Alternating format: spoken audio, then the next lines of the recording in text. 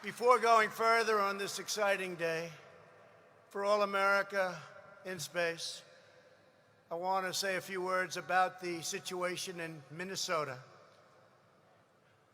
The death of George Floyd on the streets of Minneapolis was a grave tragedy. It should never have happened.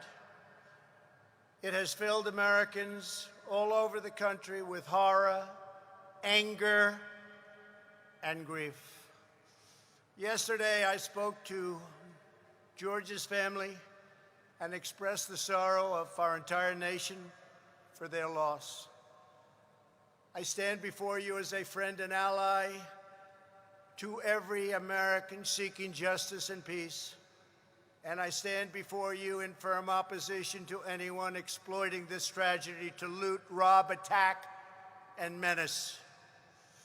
Healing, not hatred, justice, not chaos, are the mission at hand.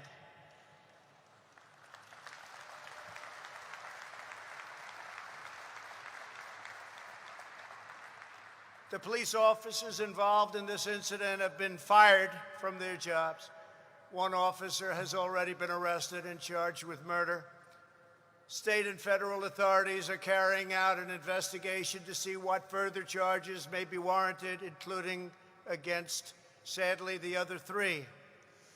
In addition, my administration has opened a civil rights investigation, and I have asked the Attorney General and the Justice Department to expedite it.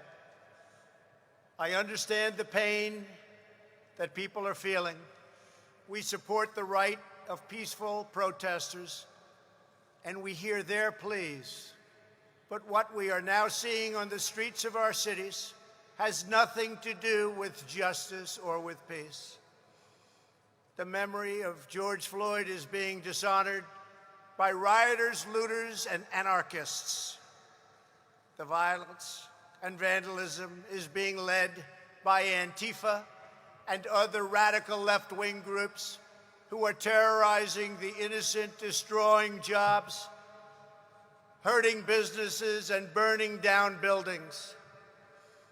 The main victims of this horrible, horrible situations are the citizens who live in these once lovely communities.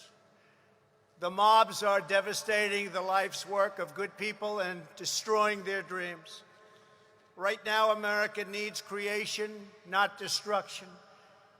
Cooperation, not contempt. Security, not anarchy, and there will be no anarchy. Civilization must be cherished, defended, and protected. The voices of law-abiding citizens must be heard, and heard very loudly.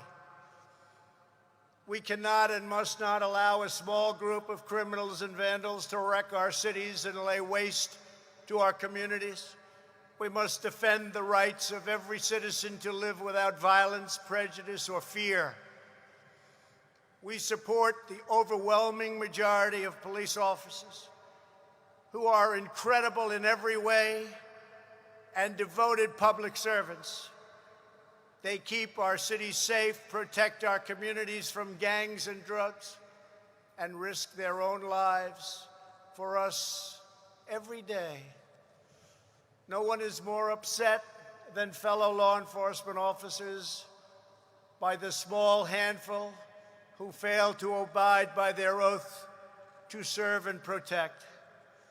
My administration will stop mob violence, and we'll stop it cold.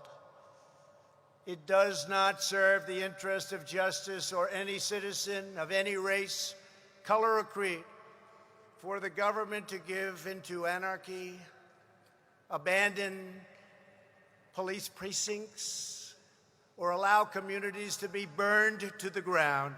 Won't happen. Those making excuses or justifications for violence are not helping the downtrodden, but delivering new anguish and new pain. From day one of my administration, we have made it a top priority to build up distressed communities and revitalize our crumbling inner cities. We fought hard with Senator Tim Scott and many others to create opportunity zones, helping to draw a surge of new investment to the places in our country that need it most. We must all work together as a society to expand opportunity and to create a future of greater dignity and promise for all of our people.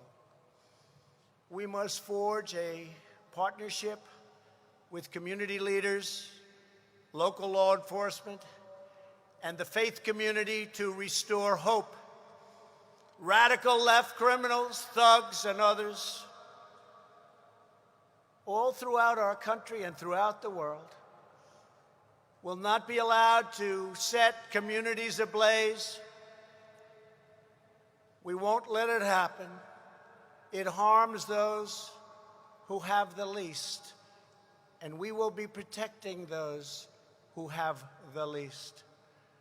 The leadership of the National Guard and the Department of Justice are now in close communication with state and city officials in Minnesota, and we're coordinating our efforts with local law enforcement all across our nation. In America, justice is never achieved at the hands of an angry mob.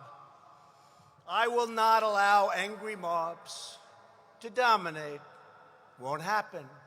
It is essential that we protect the crown jewel of American democracy, the rule of law, and our independent system of justice. Every citizen in every community has the right to be safe in their workplace, safe in their homes, and safe in our city streets. This is the sacred right of all Americans that I am totally determined to defend and will defend. My administration will always stand against violence, mayhem, and disorder. We will stand with the family of George Floyd, with the peaceful protesters, and with every law-abiding citizen who wants decency, civility, safety, and security. We are working toward a more just society, but that means building up, not tearing down, joining hands, not hurling fists, standing in solidarity, not surrendering to hostility.